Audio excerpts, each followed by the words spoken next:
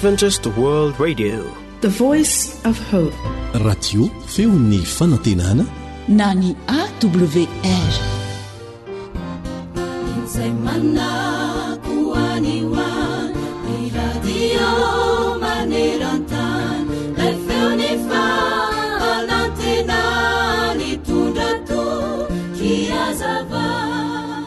Indray mandeha dia nandeha nitory ny tenin'Andriamanitra tany ambany vohitra ity misionera anankiray.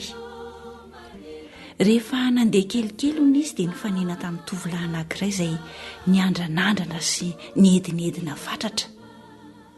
Azafady ry anaka hoy ilay misionera, zanak'izy ety amin'ity faritra ity moa ianao? Moa tsy fantatrao hoy ilay tovolahy. Zano zanaky ny lehilahy mpanankarena indrindra ety. Ito izay trano be mezinezina itsy ny tranonay, ary tsy izany ihany fa anay avokoa ny tanimboly sy ny tanimbary rehetra tazany masonao. Rehefa izany dia lasa tamin'ny priariana fatratra ilay tovolahy. Noho ny afaka kelikely dia nifanena tamin'ny zazalahy mahantrahatra sy rovidrovitra akanjo indray ilay misionera. Dia hoy izy hoe, azafady anaka, zanajovy moa ianao? Indrisy tompoko, hoy ilay zazalahy. Efa maty daholo ny ray aman-dreniko ka voatery mikarama man'olona mba hamelomako ny tenako. Dia lasa nanodiany hatrany ilay zazalahy. Noho ny tonga teo akaiky ny fiangonana kely hitorian'ny tenin'Andriamanitra ilay misionera, dia indro nisy zazavavy kely anankiray maty eo ity, nivimbina baiboly sy fihirana, sady nadio dia nadio ny fitafiany. Avy hatrany dia nandray tanana ny misionera izy. Teo ampifandraisan-tanana izy mianaka, dia nanontany azy koa ilay misionera hoe, anaka, zanak'iza moa ianao? Kinga dia kinga irera zazavavy kely namaly izany fanontaniana izany. Nosokafa ny baiboly dia nivakiana izay voalaza ao amin'ny Efesianina 5:9-9. Dia izao no lazainy hoe, tena tafalatsaka tao poko tompoko ny tenin'ny Paoly manao hoe, fa maizina nareo fa iny, fa efa mazava ao amin'ny tompo kosa ankehitriny, mandehana tahaka ny zanaky ny mazava. Dia mbola voalaza atao amin'ny tenin'Andriamanitra ato ihany koa tompoko hoe, raha mbola manana ny mazava ianareo dia minono mazava mba ho tahaka ny zanaky ny mazava.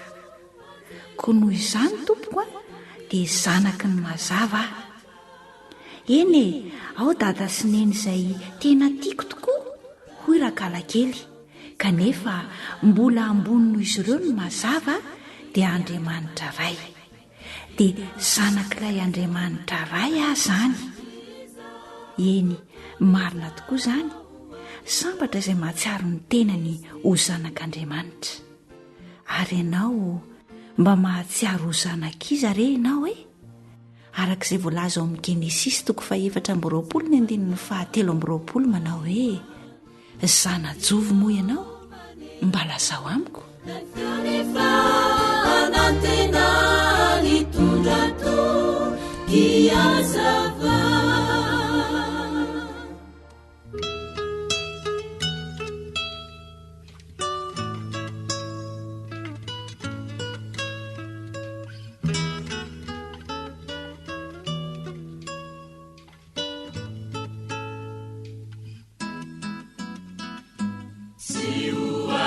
Nawanzana diafalilana tikwao sajitiba ivelanyani tunyanizao tunturizao mahafalina vyawanati biurina tinetimati amunine vinukwani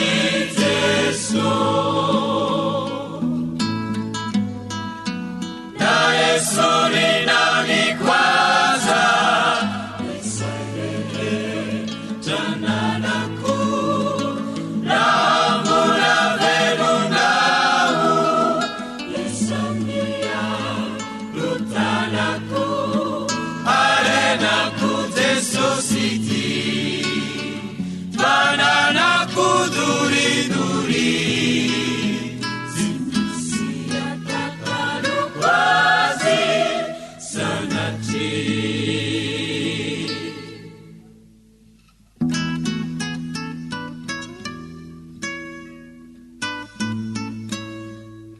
antokopihira lova miampita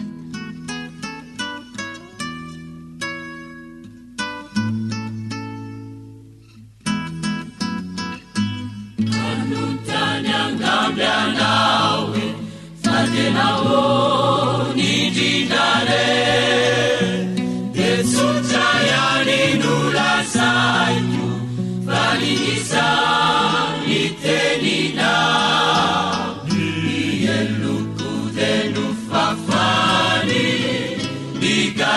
kudenu vahani ni fiainaku denu avazini ilai fiadanapuni luintrufa lumenia arini fametrapuni lenzamambe lunifana tuiza nizavache faitana inapambuni ni fitiava ni Jesu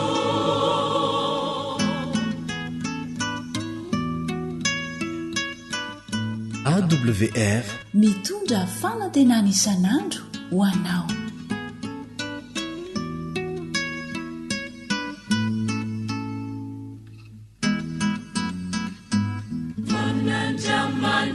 ilaina ambitungu na eripu setsapa famia miluna latsakam balikuku ilamiarinaranavu biankina mililayavu nanaikufa titani Calvari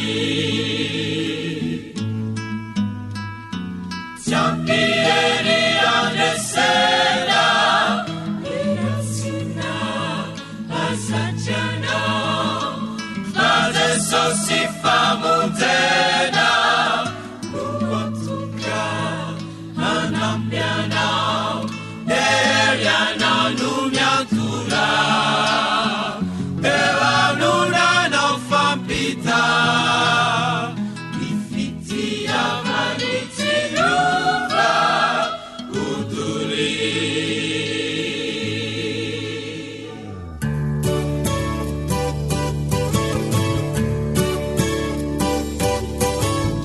atolotry ny feofanantenana ho anao tsara ho fantatra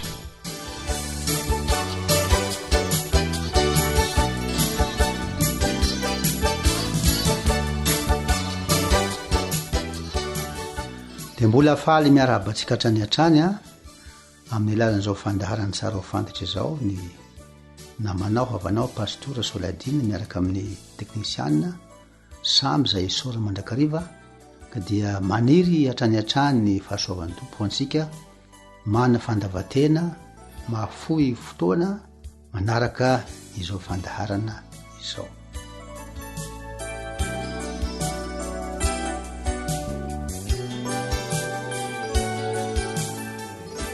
Dia mbola mitoy ihany zany ny zavatra resasika teto maha miavaka an' Jesosy Kristy amin'ireo mpaminany rehetra na ao amin'ny baiboly na amin'ny Korana izany satria na ny Taoraty, Injily, Zabora zany hoe ny Tora zany a na ny testamenta taloha ihany koa Injily filazantsara, Zabora Salamo dia miresaka be dia be mikasika an'io Jesosy io.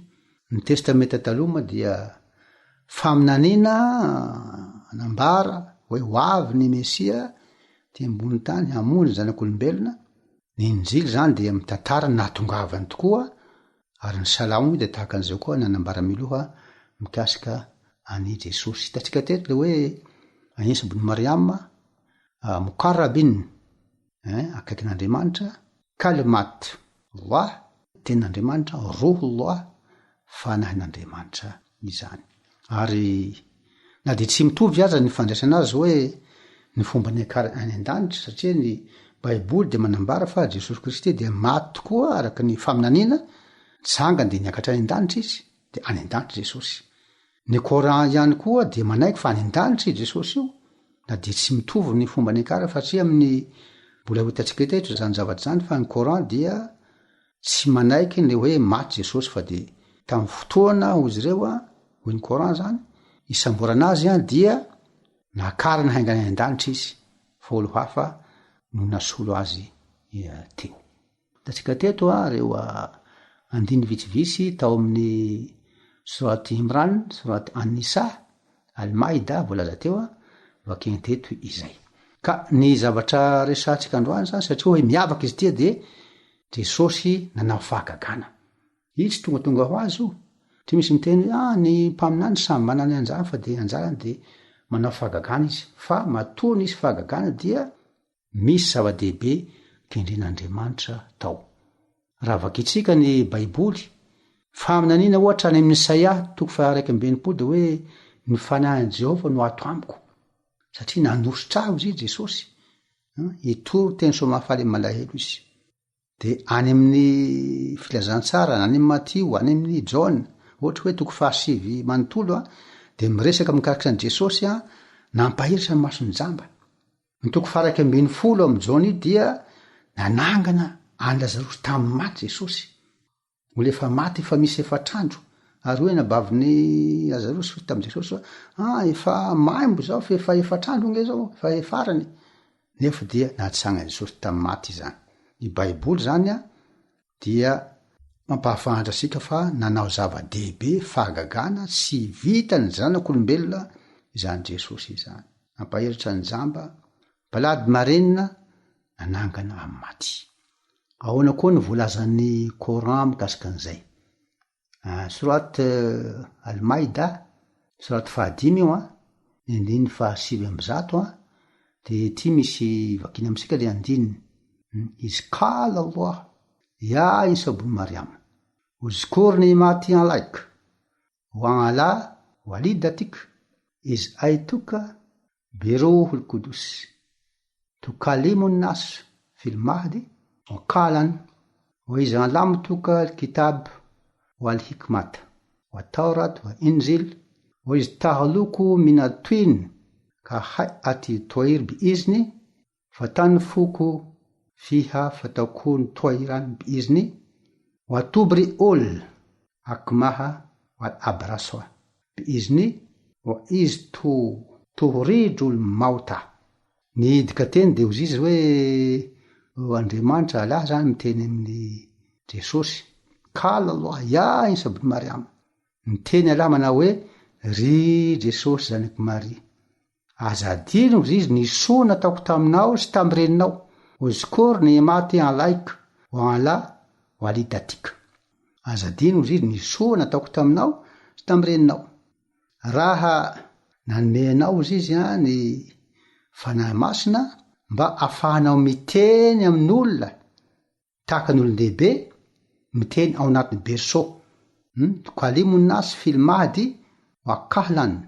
De aveo izy hoe raha nampianatra anao ny boky, alamtuka alkitab wal hikmat wa tawrat wa injil. Nampianatra anao ny boky sy ny fahendrena sy ny Torah sy ny filazantsara ozy izy de aveo rehefa namorona vorona amin'ny alalan'ny tanimangy ianao de amin'ny alalako. De aveo raha nampahiratra ny masony jamba sy nampadio ny boka, aveo nanangana tamin'ny maty. Ity andiny ity zany ao amin'ny aveko nda mandeha izy hoe ao amin'ny surat 5 zany Al-Maida 5:700 de mandrizingizina fa Jesosy dia nanao fahagagana, nanasitrana ny marary, nampahiritra ny masony jamba, nanadio ny boka ary nanangana amin'ny maty. Mbola tsy nisy mpamina ny hafa vola zao nanao an'izany zava-dehibe zany. Eto moa ny azy miampy kely izy hoe namorona vorona tamin'ny alalan'ny tany manga amin'ny Coran iny misy ny zavatra zay. Sika moa tsy adevitra mikasika an'izay fa zavatra azo antoko de zao ny filazahany tsara de manambaro izy hoe nisy zavatra maro be ihany koa nataon'i Jesosy zay tsy voasoratra anatin'ny boky zany fa raha ny soatana izy dia na izao tontolo zao tsy omby lay boky. Ozy amin'ny Jona izy hoe nisy famantarana maro be ihany koa nataon'i Jesosy Kristy ka tsy voasoratra fa raha ny soatana zany dia na izao tontolo zao tsy omby ny boky izay nosoatana. Soatra indrindranao manaraka ny fandaharana barakallah afika fa sovan'ny tompo ho amin'isika mandrakariva.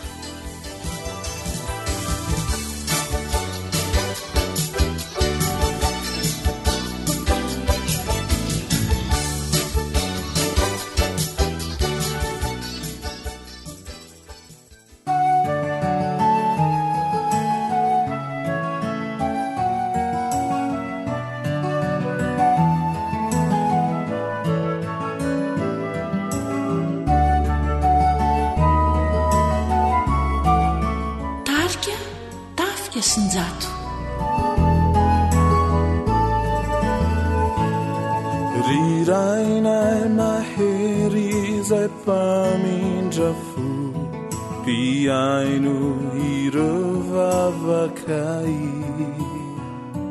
ianao mahalala izay mahaso efa tsapanay atrizay isaorananao reo fitahindehibe natolotrao ny zanakao tsy lalodalovany anao fa mandre reo antsoantso sy reo talao.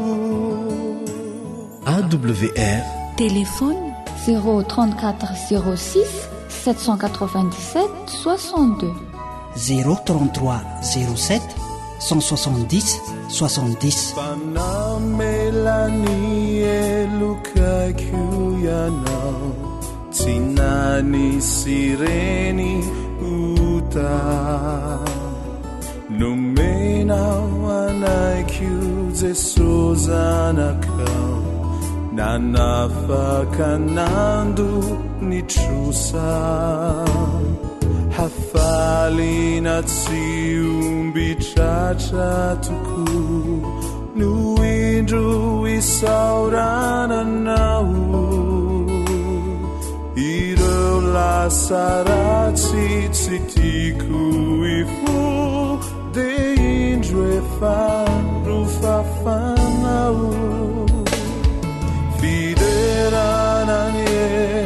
fiderananye wanao tumpu mandrakizai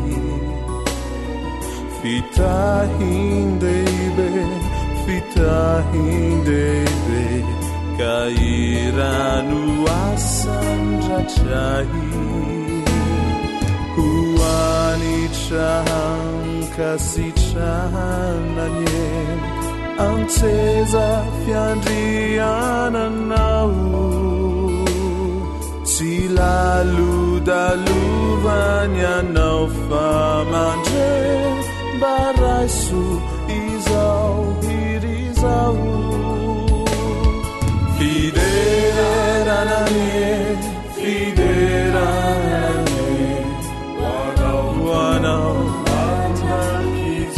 wanao fitahindebe kair noasandratsai wanao huanitranga kasitrahananye anseza fiandriananao tsy laludaluvany anao famaze Barasure zawilizao tupo heluni vadakai Yesu kankasitra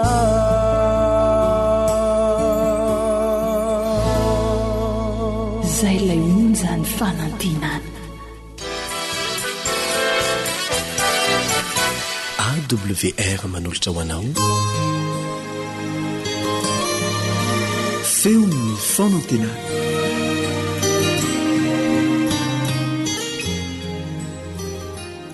amin'ny anaran'i Jesosy no hiarabako anareo na izanaiza misy anareo ny namanareo Richard Andrianjatovo no miresaka aminareo indray amin'ity anio ity engane ny fanahy masina hiasa amintsika tsirairay avy ary irariko indrindra mba ho tahin'Andriamanitra ianao ka hitondra soa anao zay zavatra ho lazainy eto.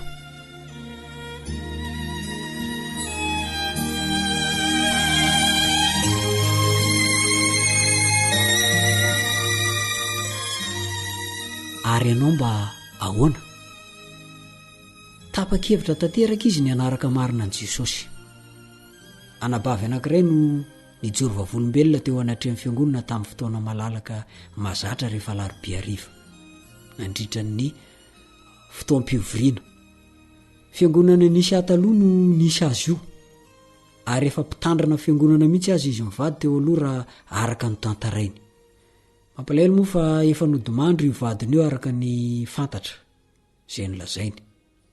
Rehefa tena nianatra marina ny famarinana ambaran'ny Baiboly izy dia nahita fa ay voafitaka mihitsy izy no sady namitaka ihany koa iray izay tantaniny nentiny teo ambany fahefany tao amin'ilay fiangonana nisy azy taloha.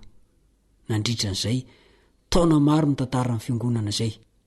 Ny amin'ny tsy tokony hitandremana intsony ny sabata sy ny tsy tokony hitandremana intsony izany fadifady momba ny fihinana sy ny tsy fihinana izany. Liana ny olona tao am-piangonana rehefa naheno azy hoe ay ve ty anabavy ty avy vadina pastera mpitondra fiangonana. Ny fiangonana toreny mantsy dia mitory fa tsy ilaina intsony izany satria efa eo ambanin'ny fahasavana tsika fa tsy eo ambanin'ny lalàna intsony. Fotoana lavabe no lanina andiniana tanteraka hoe inona tokoa moa no marina ary hitany tamin'ny fikaroana sy ny fianarana nataony ny fahadisoana rainy sy ny toriany. Nisy fanaovam-batisa moa tao Ambohimasina Ambatondrazaka tamin'izay fotoan'izay ny sabata 1 Febroary 512 maraina ary olona fito avy amin'ny fiangonana Antsahalavana nanolo-tena tamin'izany fotoan'izany. Araka amin'ny mazatra dia misy ny antso ho amin'ny fanoloran-tena izay vonona ho amin'ny fanaovam-batisa manaraka. Isan'ny tsangana io anabavy io ary nanolo-tena ary tapa-kevitra tanteraka ny roso fa tsy maintsy mandroso izy ary tsy verin-dalana intsony. Iray volana meloto eo izy dia tafaresaka taminy aho. Fa misy fomba anankiroa no azo andraisana olona ray ho mamba raha atao amin'ny fiangonana Adventista mitandrina ny andro fafito.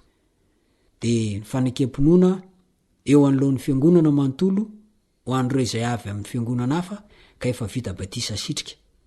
Zay ny voalohany ary fanaovana batisa mihitsy indray no faharoa. Avy hatrany izy dia tonga dia nandà ary nanantitrantitra fa aleony ihany ny atao batisa indray satria tsy mitovy ny zavatra ninona sy nampinoana azy tamin'ny filatsany atao batisa teo aloha. Gaga ihany satria no veriko ilay voalohany no fidiny. Kinanjo ny fidiny faharoa izy. Ny tenako izay mitantara aminareo moa dia toa azy ihany. Fiangonana ray nisy anay taloha na dia toerana samihafa ary. Za sao dia mpitory-teny izany fiangonana izany taloha sady mpitendry zava-maneno mpanokatra fiangonana amin'ny toerana tsy mbola misy an'izany fiangonana izany.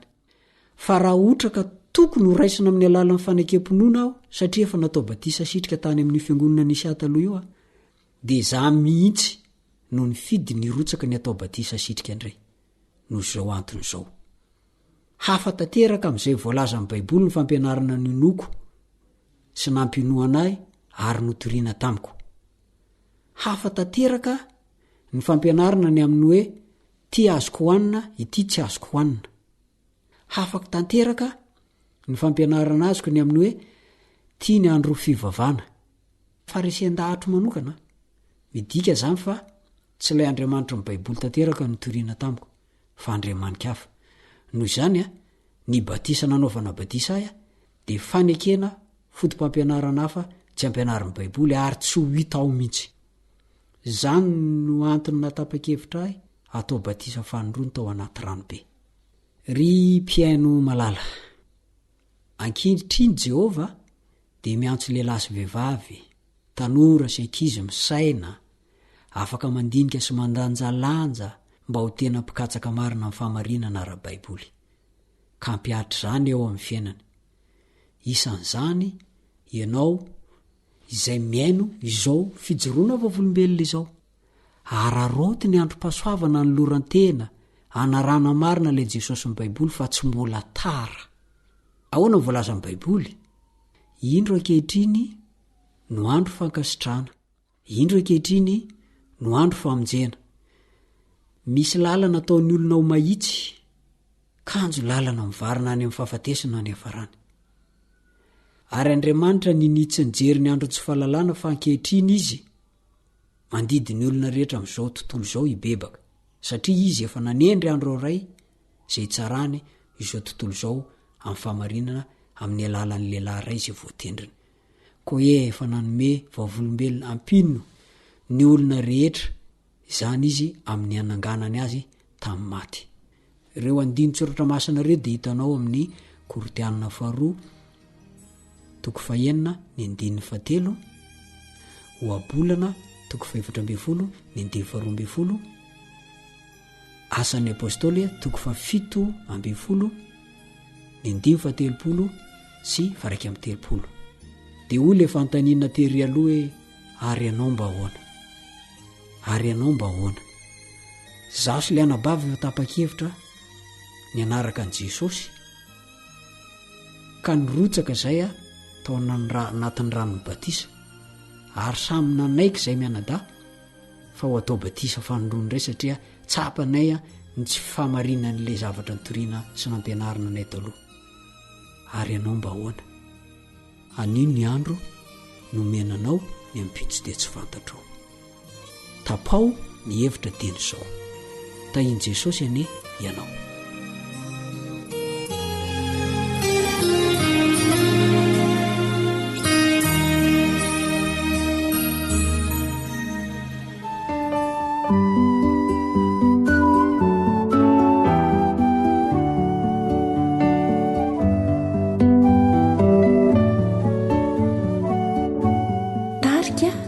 lalao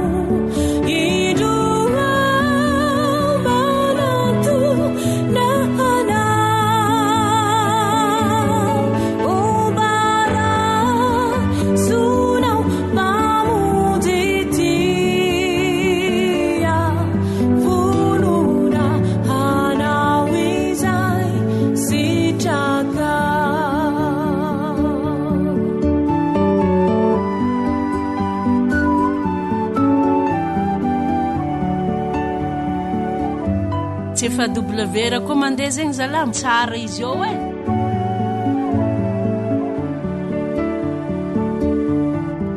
eo anna tiranonni batisa indroe fairosoko iza mariky ny fanolorantena lalany zay efana yanana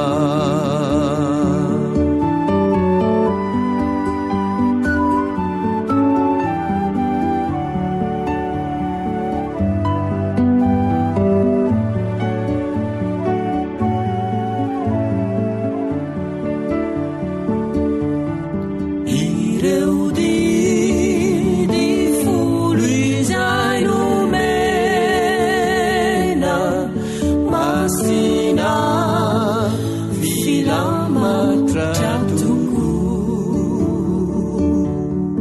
utande makwami pahedena uvarakita hitwe tawambu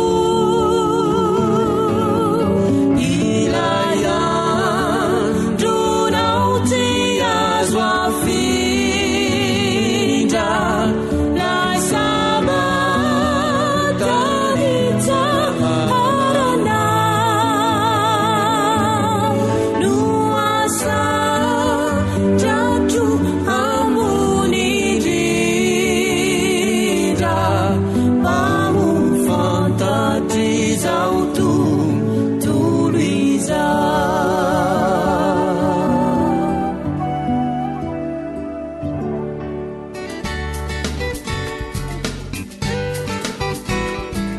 Fianakaviana fon'ny fiarahamonina.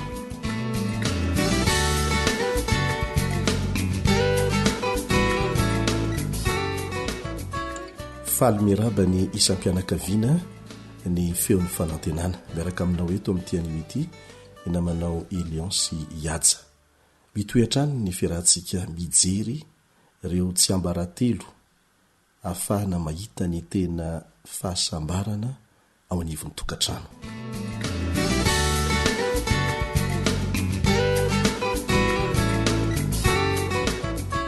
Inarantsika teto fa ilayntsika aloha no tia ny tenantsika, tia ny vadintsika mihoatra noho ny tenantsika, ho tia ny zanantsika amin'ny ampahany tenantsika azy. Amin'ity anio ity dia ny lafiny faefatra, ny tsy ambaratelo faefatra no resantsika, dia ny ho tia n'Andriamanitra mihoatra noho ny zavatra rehetra.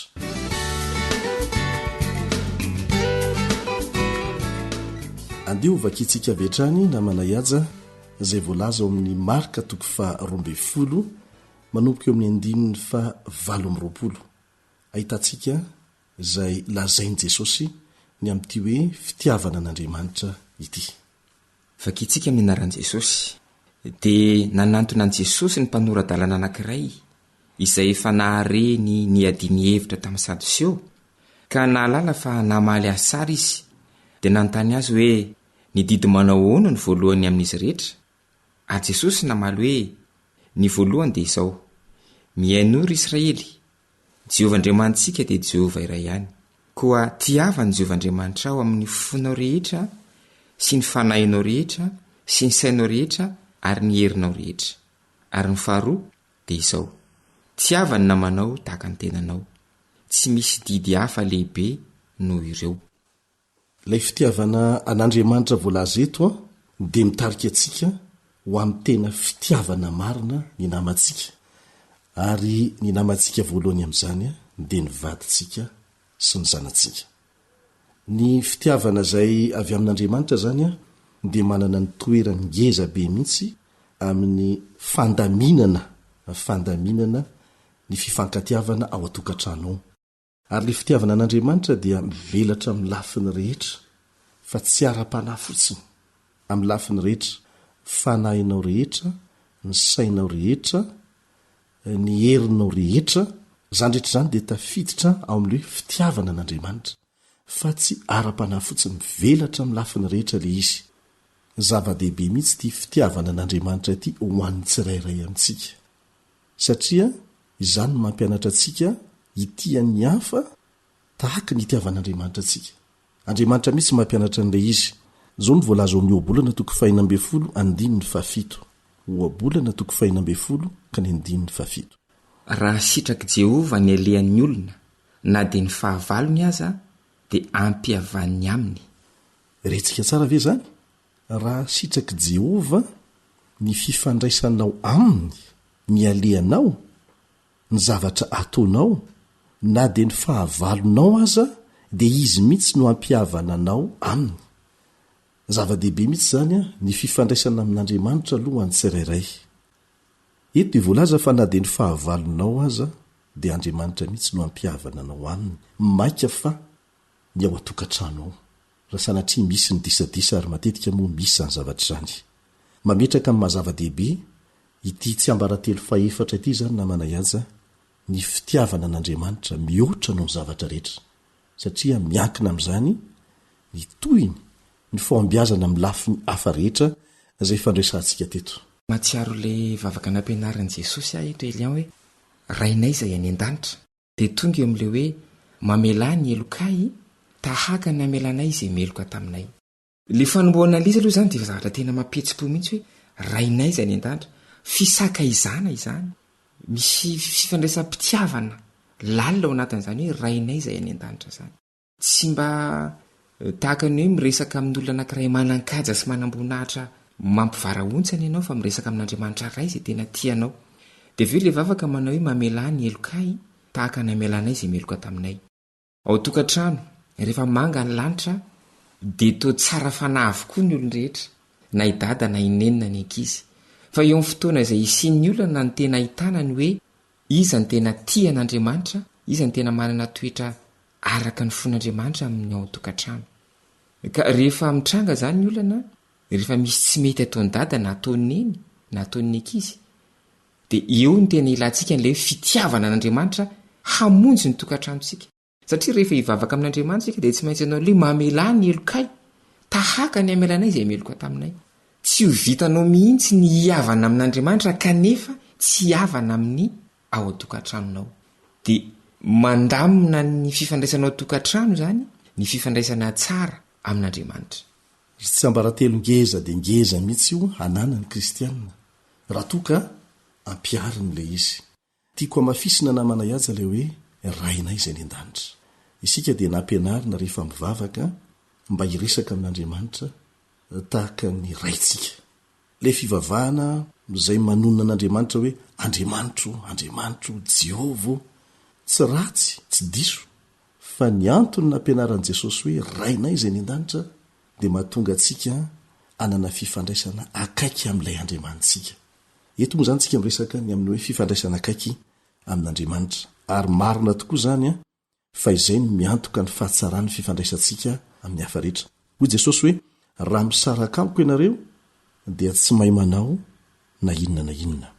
Raha miresaka fanambadiana isika dia tsara ny alalantsika fa Andriamanitra mihitsy anie no nanorona ny fanambadiana ary milohany namoronana ny Adama sy Eva dia efa nataon'Andriamanitra vonona daholo ny zavatra rehetra ahasambatra azy ireo.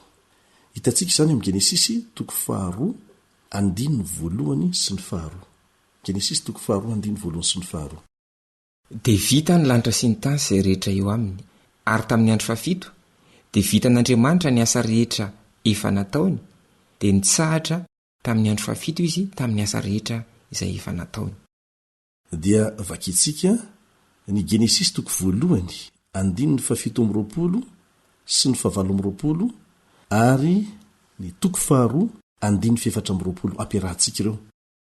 Ary Andriamanitra nitsodrano azy maroa fara sy mihabetsary mameno ny tany, ary noho izany ny lehilahy dia andao ny rainy sy ny reniny ka hikambana amin'ny vadiny ary dia ho nofo iray izy roa.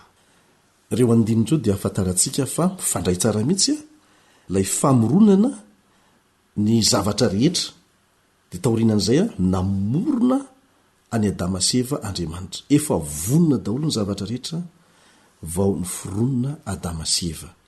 Natao ho sambatra nataon'Andriamanitra ho sambatra ny tokantrano.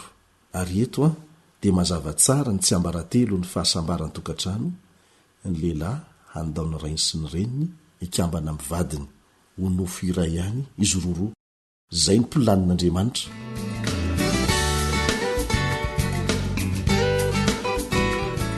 Eo amin'ny lafin'ny fampiarana zany Elian zao, ahoana ny isehon'le hoe ity an'Andriamanitra amin'ny fanahintsika rehetra, ny saintsika rehetra, ny herintsika rehetra. Manampy antsika atakatra ny fomba ampiarana nyzany mivantana zay voalazo amin'ny Korinthiana 1:10. Korinthiana 1:10. Koa amin'izany na mihinana na misotro ianareo na inona na inona ataonareo dia atovy voninahitr'Andriamanitra izany rehetra izany. Na inona na inona ataontsika zany, na inona na inona, tsy hoe rehefa mivavaka ihany ao tokantrano vao fantatra ny fanatrehan'Andriamanitra. fa na misakafo na mikarakara tokantrano na mandeha miasa na manao fanatanjahantena zany rehetra zany a dia natao ho voninahitr'andriamanitra ary ny fitiavana an'andriamanitra amin'ny mahainao anao manontolo a dia midika hoe mila tandremanao tsara zany ny lafiny rehetra mahainao anao satria noforon'andriamanitra ho famezam-boninahitra azy eny ny mahainao anao manontolo fa tsy miara-panarery. Tsy misy zavatra tokony ataontsika mihitsy zany raha tsy noho ny fitiavana an'andriamanitra sy ny amezana voninahitra azy. Ny akoatran'izay zany a tonga dia tsorona hoe tena fanompoantsika sampy na fanompoantsika ny tenantsika ary mitondra ho amin'ny fahampitehana ho antsika. Dia izay moa tonga ny apôstôly Paoly manamafy eo amin'ny Kolosiana 3:17. Kolosiana 3:17. Na inona ataonareo dia ataovy amin'ny fo tahaka ny ho an'ny tompo fa tsy ho an'olona. Mitia ny vadinao ianao tahaka ny mitia ny tompo, tahaka ny tiavan'i Kristy ny fiangonana, tahaka n'izany koa ny tiavanao ny zanakao. Ny fikarakarana rehetra tokony ho ataonao dia ataovy tahaka ny ho an'ny tompo. Amin'izay fotoan'izay a dia milamina tsara ny sainao ary ho vitanao araka ny tokony ho izy ny anjara ndraikitrao. Izany hoe raha manao izay ahafaly an'Andriamanitra zany tsika dia tonga dia azo antoka fa ahafaly ny vady aman-janantsika ny zavatra ataontsika. Mazava loatra zany. Amin'ny olona mpanotantsika matetika misy zavatra izay miteraka disadisa ao an-tokantrano na koa toy zavatra izay mahatonga fahasairanana ao an-tokantrano ao. Inona no anjara toeran'ny fifandraisana amin'Andriamanitra amin'ny famahanana ireny olana ireny? Andriamanitra ve eo anivon'ny tokantrano foana na misy olana azy ao anatin'io tokantrano io? Afaka mamahana izany ve izy? Manana ny toerany manokana amin'ny fahamahana ny olana mety miseho rehetra eo tokantrano ve izay fifandraisany tsirairay manokana amin'Andriamanitra izay? Tia nampy kely Elian aloha androany amalino an'izay fantania izay hoe misy olona indraindray manao karazana fampianarana hafahafa hoe aza mikorotana ianareo tokantrano fa tsy mahatamana an'Andriamanitra, tsy mahatamana ny anjely. Tahaka ny hoe rehefa misy zany ny olana mifamaly ianareo mivady dia tonga dia tsy aotsony Andriamanitra, lasa daholo ny anjely. Tenin'Andriamanitra ve manamarina zany? Diso tanteraka izany satria raha nanota zao Adama sy Eva dia nandositra ny tavan'Andriamanitra izy. Fa inona nataon'Andriamanitra?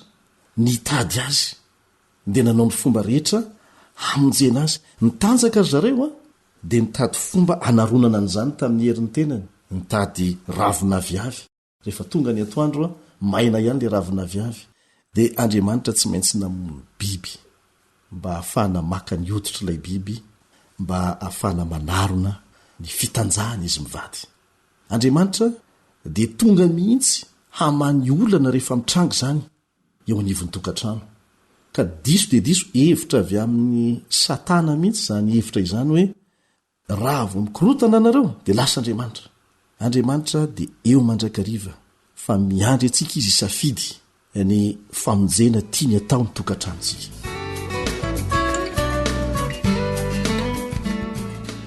Ny raha ntsika nijery teo fa Andriamanitra no nanorina ny tokantrano hatrany Edena mihitsy, ny tokantrano voalohany.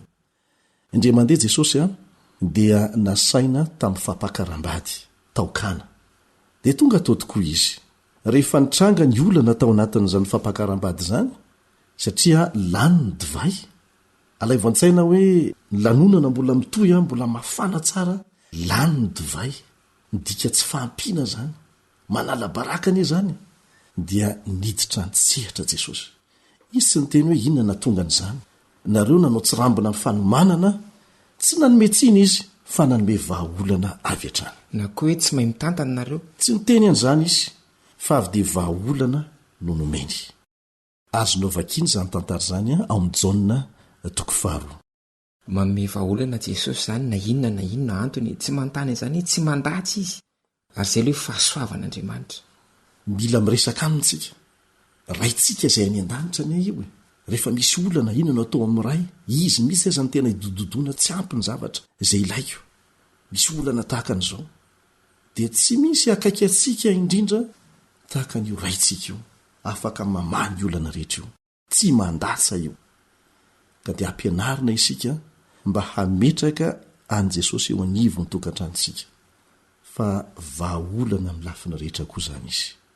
Ao tokantranonao mety efa fakazatra be loatra 12 taona ny fanabadiana 20-30 tra tsy misy aina intsony afaka mamerina an'izany aina izany Andriamanitra.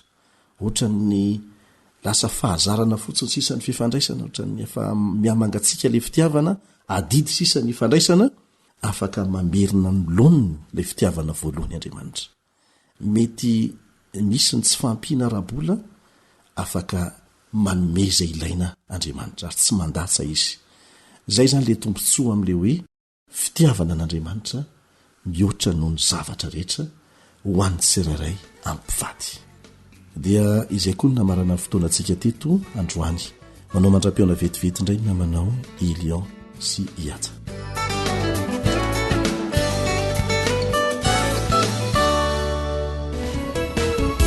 Lazao amiko izay fantatra fa mety sambatra anao, fizao de samilaza fa tsy misy afa-tsy iray ihany no asambatra de ny mananao an'Andriamanitra ho tompo sy mpamonjy anao tena resy lahatra. Fanavolana harena azatao mampahomena azao ny tena lafatra tena ao andanitra tazony ao ampona re teny fikasany ade ny teny n'Andriamanitra fizeno asambatra. Lazao amiko izay fantatra fa mety asambatra anao, fizao de samilaza fa tsy misy afa-tsy iray ihany no asambatra de ny mananao an'Andriamanitra ho tompo sy mpamonjy anao tena resy lahatra.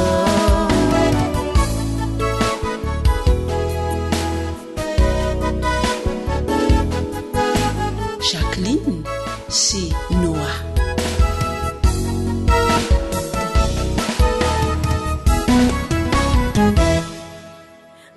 Naiza le anao ikatsahanao ny tena soa nayankavanana nayakavy mbola hafa ihany Kristy naikiry mafy azy anao aminyerinao manontolo bevery maina fony zany fitakany eto ata. Lazao amiko izay fantatra fa mety asambatra anao, fizao de samilaza fa tsy misy afa-tsy iray ihany no asambatra de ny mananao an'Andriamanitra ho tompo sy mpamonjy anao tena resy lahatra. Izy no tompo sy mpamonjy anao tena resy lahatra. Jesu no tompo sy mpamonjy anao tena resy lahatra.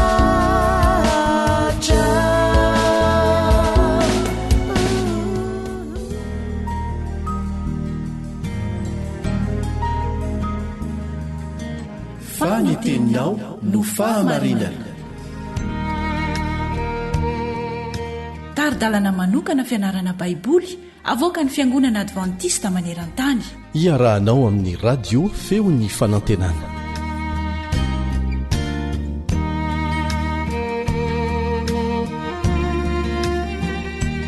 Faly miarabanao mpanaraka ny feon'ny fanantenana.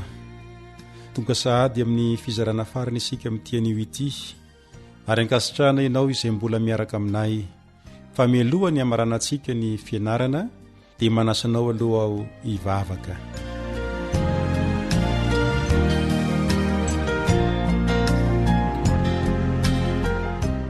Rainay izay ny an-danitra, ho amasinina ny eny anaranao.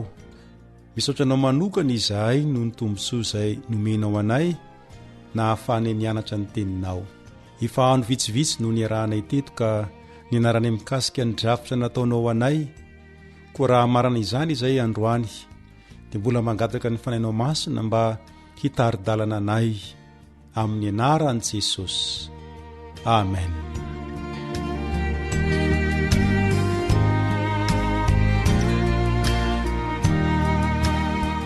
Ny loha hevitra izay nianarantsika tao anatin'ny andro vitsivitsy dia ny hoe ilay drafitr'Andriamanitra lehibe mifantoka amin'ny Kristy.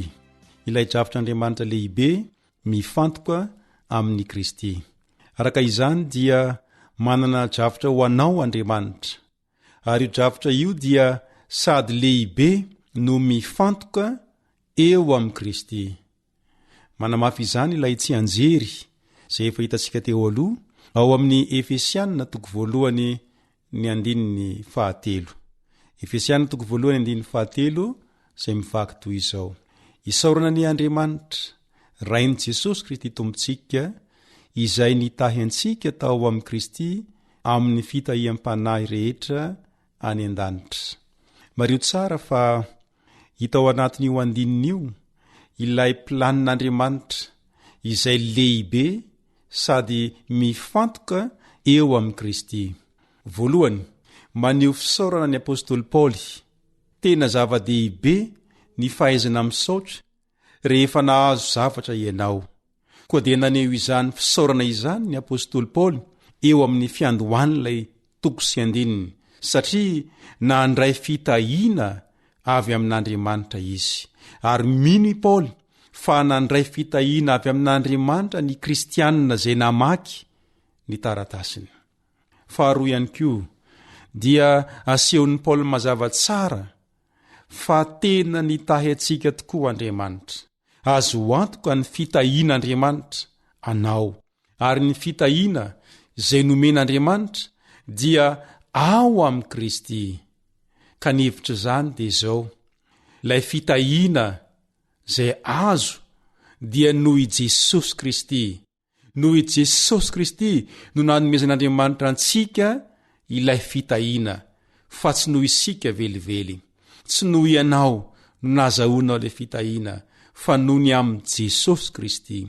Raha isika fotsiny mantsy dia tsy nahazo ny fitahiana avy amin'Andriamanitra isika, fa sofa teo i Jesosy, ary noho i Jesosy dia mitahy antsika Andriamanitra. Anisan'ny fitahiana izay omen'Andriamanitra antsika ohatra ny maharay an'Andriamanitra. Marina fa voalaza eo amin'ilay andininy fa rain'i Jesosy Kristy Andriamanitra, saingy noho i Jesosy dia nikeny sy noraisy no zanaka ihany koa ianao, ary azonao atao tsara ny mandray an'Andriamanitra ho rainao. Ka rehefa miresaka aminy na mivavaka aminy dia raiso ho toy ny rainao izy. Ary satria zanaka ianao dia mpandova, nianarantsika fa nahazo lova ianao, sady lova ianao no mpandova ianao. Misy lova zay efa nomanin'Andriamanitra anao. Fahatelo, ny fitahiana izay omen'Andriamanitra antsika dia voalaza fa fitahiam-panahy.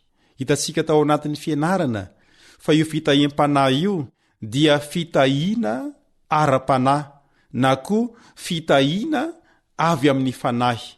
Tsy inona izany fa ny fanahy masina no tombo-kase sy antoka ao antsika mba azahoantsika ny fitahiana rehetra avy amin'Andriamanitra. Raha tsy eo koa izany ny fanahy masina, dia tsy ho tanteraka amintsika ny fitahiana izay tian'Andriamanitra homenantsika. Mahaliana dia mahaliana tokoa ny fahaizan'Andriamanitra mandamina. Hita mazava tsara eto ny fiaraha-miasa sy ny fitsinjarana asa eo amin'Andriamanitra telo izay iray, dia ny Ray sy ny Zanaka ary ny fanahy masina.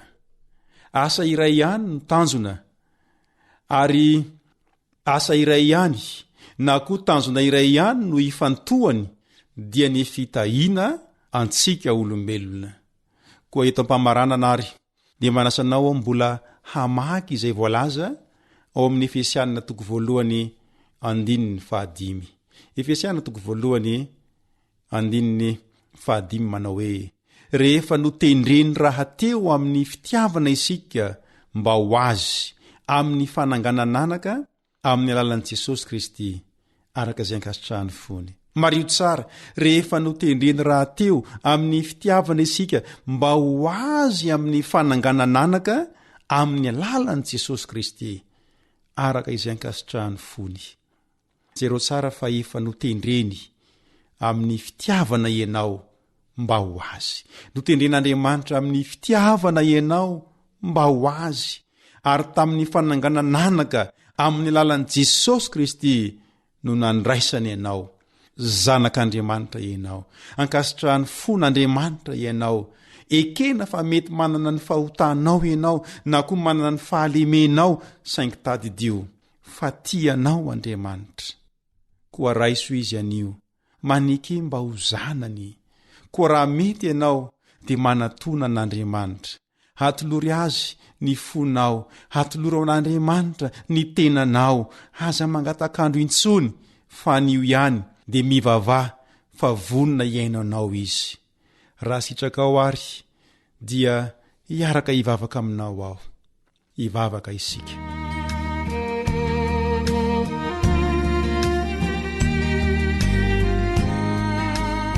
Rainay izay ny an-danitra, akory ny hafalianay raha nampahafantarinao anay fa manana drafitra lehibe ho anay ianao, ary Jesosy no hevon'ilay drafitra. Manaiky izahay, manaiky ilay drafitra ao izahay, manaiky ny ho zanakao izahay. Amin'izao anio izao, raiso ny tenanay, raiso ny fanoloran-tenanay mba ho zanakao, ary aoka ny fanahy masina no ho tombo-kase sy ho antoka ao anay androany, amin'ny anaran'i Jesosy. Amen.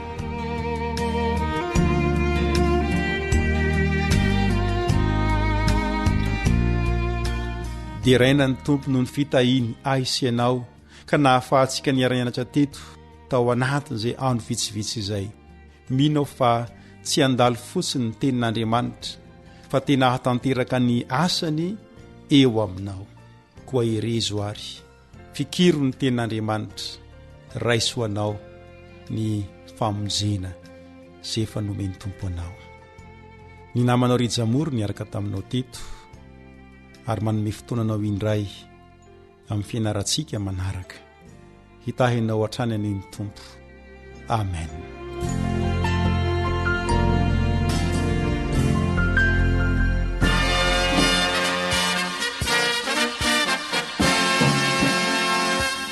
Adventist World Radio, the voice of hope. Radio Femon'ny Fanantenana.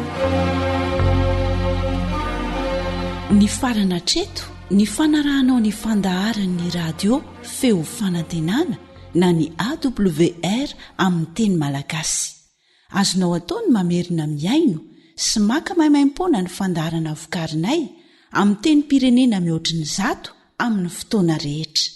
Raisoary ny adresy ahafahanao manao izany: awr.org na feofanantenana.org.